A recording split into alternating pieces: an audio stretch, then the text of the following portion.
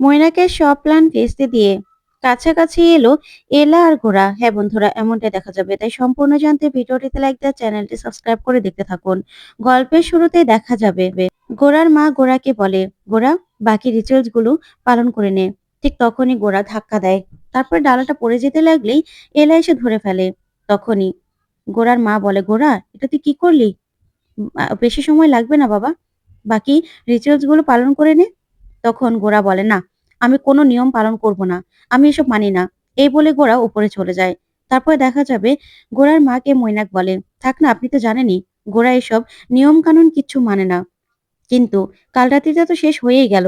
তখনই এলা তাকিয়ে থাকে মৈনাকের দিকে। তখন ঠাম্মি এসে বলে, শোনো, তোমার জন্য আজকে কাল রাত্রি এত বছরের সেনগুপ্ত বাড়ির তুমি সব রকম নিয়ম কানুন ভেঙেছো। কাল রাত্রিতে তুমি বরের মুখ দেখেছো, তাই এটার পাপের প্রায়শ্চিত্ত তো তোমাকে এবার করতেই হবে। এই সব কিছুর খণ্ডন তোমাকে করতে হবে। তখন তো এই কথা শুনে এলা চমকে যায় আর বলে, কি বলছেন ঠাম্মি? তখন ঠাম্মি বলে, হ্যাঁ, তোমাকে তোমাকেই এর প্রায়শ্চিত্ত করতে হবে। তখন এলার বোন মীরা বলে, কি বলছেন ঠাম্মি? দিদি কি পাপের প্রায়শ্চিত্ত করবে? তখন ঠাম্মি বলে, চুপ করো।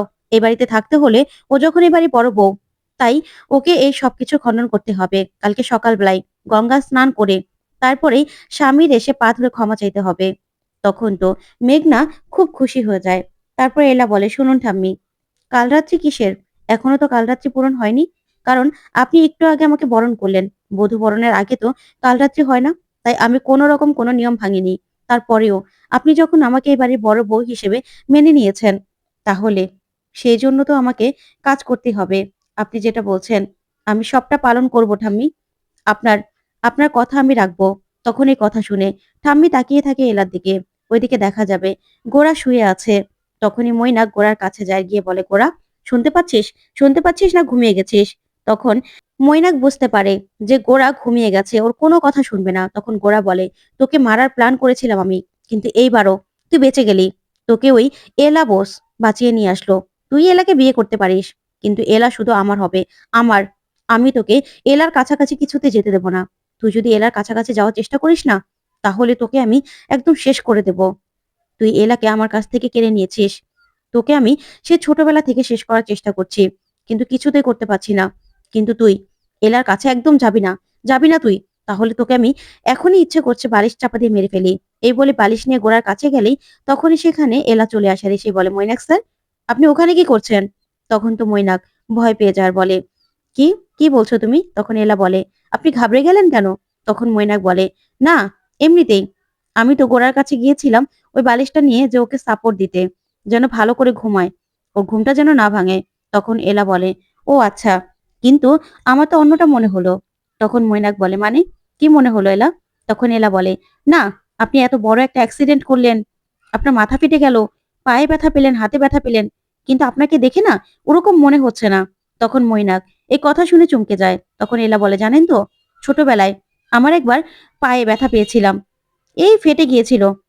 তখনও আমি 15 দিন পর্যন্ত বিছানা থেকে উঠতে পারিনি। আমার কত কষ্ট হয়েছে সেটা আমার মনে আছে।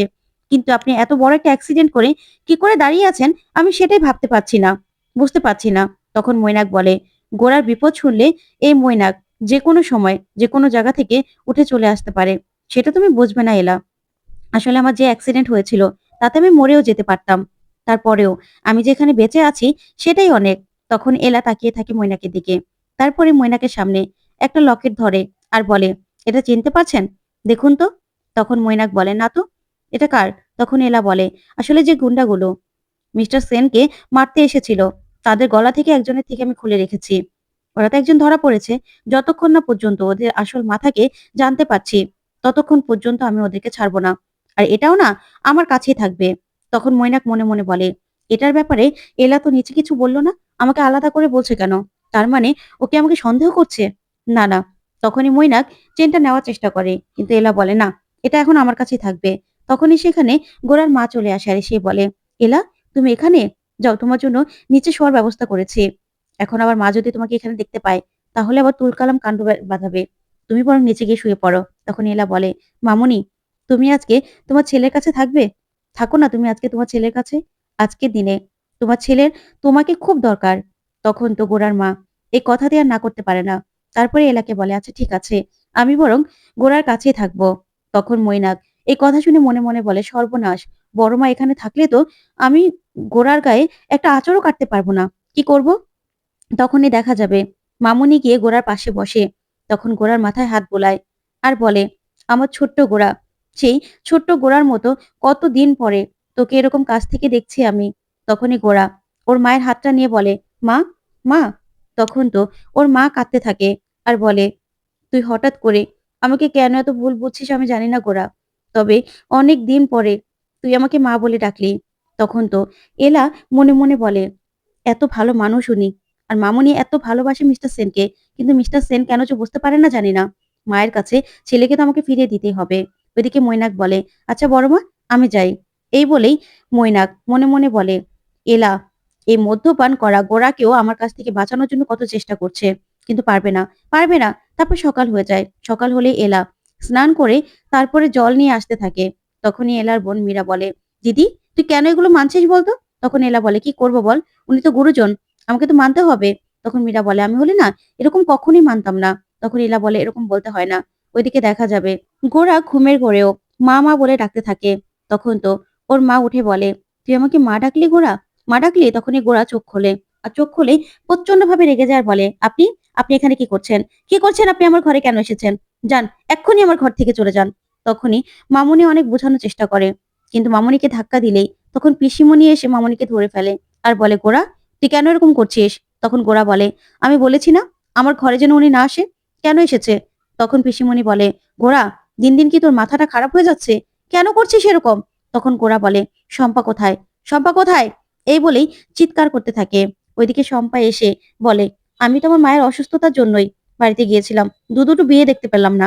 তখনই গোরা এসে বলে, আমি বলেছি না আমার বেডের পাশে আমি ঘুম থেকে উঠে যেন কফি দেখতে পাই। কফি কেন গেল না? আর উনি আমার ঘরে কেন গেছে? কেন গেছে? তখন ঠাম্মি বলে, দেখো বৌমা, তুমি তো জানো তোমাকে দেখলে আমার দাদু ভাই এরকম চিৎকার চেঁচামেচি করে, তারপরে ওর ঘরে কেন যাও বলো তো?